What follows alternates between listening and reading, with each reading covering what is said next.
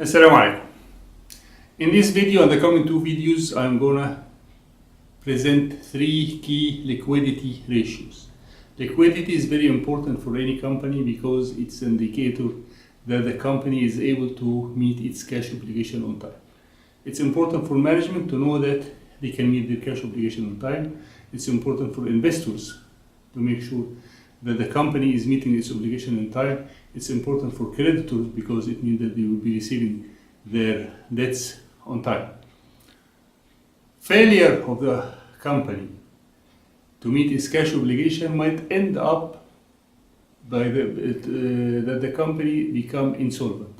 But before it go insolvent, there is painful actions that will cause worries to the management and to the investors and to the creditors. First, they might have to go to banks to get quick cash, and the quick cash mean loan in short period of time, which will be with high interest that will reduce the profitability of the company.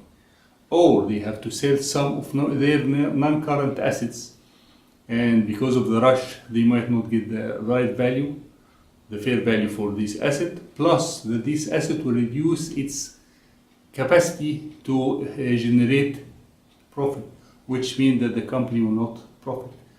At the end, if they fail to get the loan, the bank loan, or to sell the assets, they might be insolvent.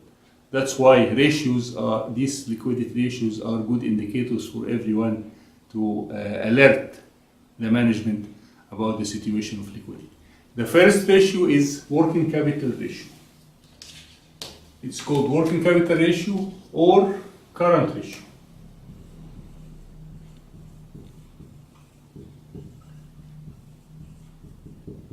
Before we go to the ratio, we want to know what is working capital. Working capital is basically the difference between the current assets and current liabilities.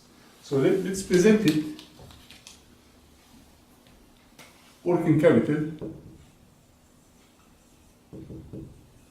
equal current assets minus current liabilities.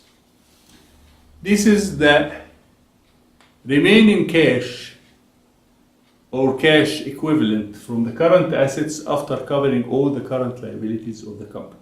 That's the reserve that the company has to meet any sudden cash requirements. We want to know now what's the ratio between the current assets and current liabilities. So we just cover this and say it's working capital ratio, and we move the current liabilities down to be the denominator and put the division, and we just remove the subtraction sign. So it's current assets over current liabilities. If this is less than 1,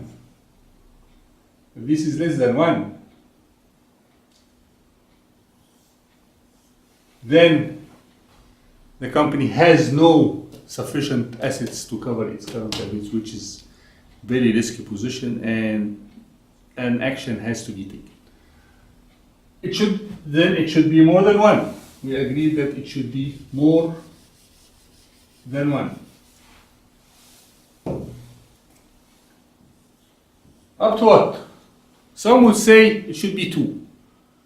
2 it might be excessive. It's up to the management to decide, but it should be something between 1 and 2. This is the ideal situation for companies, and it depends on the nature of the business and the expectation of the management.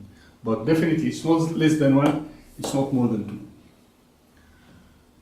If you are watching from this video from the YouTube channel, there is more information about the working capital ratio just below the video. Thank you.